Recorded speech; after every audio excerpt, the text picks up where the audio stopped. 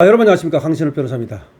중앙선거관리위원회에서 개인정보 유출에 대한 사실고지 및 사과문을 올렸네요.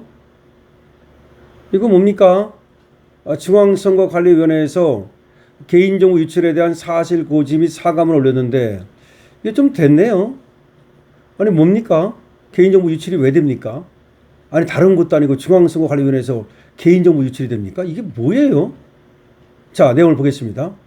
2026년 4월 27일 10시 50분경 정보 공개 청구에 따라 정보 공개 청구인 4명에게 제공된 2025년도 조국혁신당 중앙당 정기회계보고 자료에 개인정보가 포함된 사실을 인지하였습니다.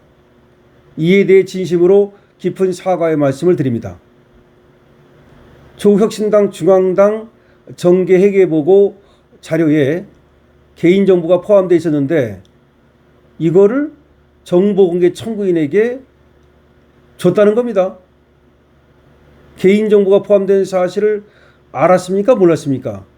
알았다 하더라도 이건 뭐 완전히 고의가 되는 거고, 몰랐다 하면 과실이 되는 건데, 아니 그런 개인정보를 가리고 주든지 개인정보가 포함됐으면 안 줘야 되는 건데 그거를 정보공개 청구인 4명에게 줬다는 겁니다.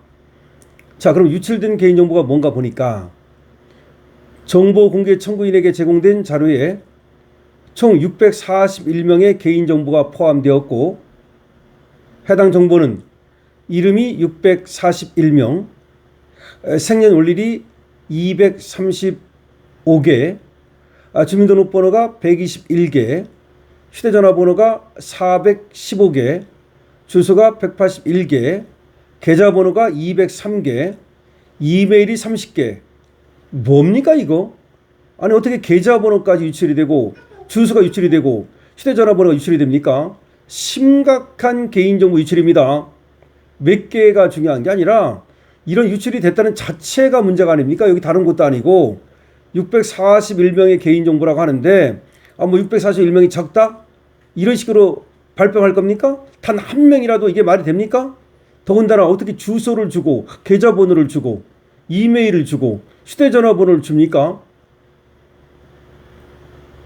유출 경위를 보면은 정보공개 청구인이 제공받은 파일의 손상을 이유로 재청구함에 따라 해당 파일을 확인하던 중 PDF 변환 오류로 비공개 처리가 불완전하게 이루어졌고, 그 결과 개인정보가 포함된 자료가 제공된 사실을 인지하였습니다. 이게 PDF 파일 변환 오류라는 건데 비공개 처리를 해야 될 걸 불완전하게 하는 바람에 지금 공개가 됐다 이 말이에요. 근데 더 웃기는 거는 모르고 있다가 그 받은 사람이 파일이 손상됐다면서 다시 보내달라고 했다는 거야. 그래가지고 그 과정에서 다시 보내주는 과정에서 확인이 됐다는 거야. 그러니까 PDF 변환 오류 이런 얘기인데, 어떤 변명을 하더라도 개인정보를 비공개 처리해야 될 걸 안 했다는 말 아니겠습니까? 중앙선거관리위원회는 인지 즉시 해당 파일이 제공된 정보공개 청구인 4명을 대상으로 확인하여 해당 정보가 재유출되지 않았음을 확인하였고, 삭제 및 유출 금지를 요청하여 실제 삭제 조치가 이루어졌는지 확인하고 있습니다. 재유출은 안 됐다, 받은 사람이 삭제를 했다, 그런 말입니다. 확인하고 있다 합니다. 근데 확실히 지금 확인된 건 아니라는 겁니다. 그중 2명은 제공받은 파일을 열람하지 않은 상태에서 삭제하였고, 다른 1명은 파일을 열람하였으나 개인정보가 포함된 부분은 확인하지 않은 상태에서 삭제하였음을 확인하였습니다. 또 다른 1명은 뭐야 그러면? 1명은 확인이 안 됐잖아 지금. 대응 조치 및 유의사항에 대해서 이렇게 말합니다. 중앙선거관리위원회는 이번 사고를 엄중히 인식하고 있으며 추후 이와 같은 사례가 재발하지 않도록 철저하게 확인 점검하겠습니다.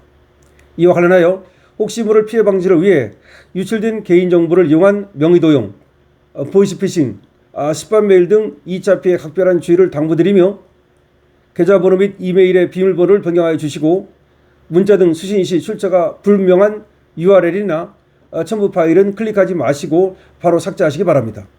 그럼 그 641명한테 한 사람 한 사람 알려줘야 될 거 아니야. 이런 식으로 그냥 텅 올려놓고 끝내는 거야? 이거 알려줬습니까? 글쎄요, 알려줬는지 안 알려줬는지는 모르겠습니다만은 641명한테 다 알려줘야죠. 그러면 당신의 개인정보가 유출됐으니 조심하라고. 개인정보 악용으로 의심되는 전화, 문자, 메일 등을 받으셨거나 이번 사고와 관련하여 궁금하신 사항이 있는 경우 아래 담당 부서로 연락해 주시면 신속히 안내해 드리겠습니다. 피해가 발생하였거나 발생이 우려되는 경우에도 연락해 주시면 성실히 상담 안내 드리겠습니다. 이렇게 돼 있어요. 그러면서 피해 등 접수 부서를 보면 업무 담당 부서, 그다음에 정보 보호 담당 부서, 피해 접수 등 이메일 주소, 기타 상담 기관 뭐 이런 식으로 쭉쭉쭉 적어놨습니다. 그다음 마지막으로 이번 사고로 국민 여러분께 심려와 불편을 끼쳐드린 데 대해 다시 한번 사과의 말씀을 드립니다. 2026년 4월 30일자입니다. 중앙선거관리위원회 개인정보 보호 책임자. 중앙선거관리위원회가 고지한 거예요. 그러니까 중앙선거관리위원회가 고지를 했는데 이거 언론에 났습니까? 이 정도면 언론에 나야 되는 거 아니에요? 그래서 저는 언론에서는 아직 이 기사를 못 봤습니다. 자, 이거 물론 언론에서 안 썼는지 그건 모르겠습니다만은 도대체 개인정보가 유출이 됐는데도 불구하고 이것이 언론에 제대로 지금 나지 않고 국민들이 그런 사실을 제대로 모른다는 거, 그것도 문제 있는 거 아니겠습니까? 두 가지 문제를 삼을 수 있는 겁니다. 하나는 중앙선거관리위원회에서 개인정보가 유출됐다는 끔찍한 사실, 그리고 유출 정보가 너무나 아주 그 개인에게 치명적인 그런 정보가 유출됐다는 사실, 이것이 끔찍하고, 두 번째, 이렇게 유출이 됐으면 이것이 언론을 통해서 공지가 되고 국민들한테 알려지고, 그래서 특히 2차 피해를 막을 수 있도록 하고 중앙선거관리위원회도 문제가 있다는 것이 지금 국민들한테 알려져서 그렇게 돼야 되는 거 아니겠습니까? 물론 641명이 뭐 2차 피해가 있는지 없는지는 분명치 않고 없기를 바라고, 또 뭐 중앙선거관리위원회도 큰 지금 2차 유출은 없다. 1차 유출만 됐고 그 사람 2명은 연락도 안 했고 한 명은 확실히 그 개인정보를 안 봤다고 얘기하고, 근데 다른 한 명에 대해서 얘기를 하질 않아요. 어쨌든 간에 큰 피해는 없기를 바라는데 중앙선거관리위원회니까 다른 데도 아니고 그런 데서 이런 것이 유출됐다고 하니까, 그러면 앞으로도 이게 대량 유출 같은 그런 사고가 없으란 법이 없지 않습니까? 그럼 이 직원에 대해서는, 이 부서에 대해서는 어떤 징계를 하든지, 공무원이니까 그런 것도 필요하고, 그 다음에 이런 것들이 당연히 알려져 가지고 이재명도 알아야 되는 거 아닙니까? 아니 이재명 다른 것들은 그렇게 관심 많으면서 중앙선거관리위원회에 대해서는 따끔하게 그러면 이런 일에 대해서 책임을 묻고 그리고 주의를 당부하고 뭐 어떻게 해야 되는 거 아니겠습니까? 자, 지금 제가 말씀드린 이 내용은 중앙선거관리위원회에서 4월 30일 날 고지한 겁니다.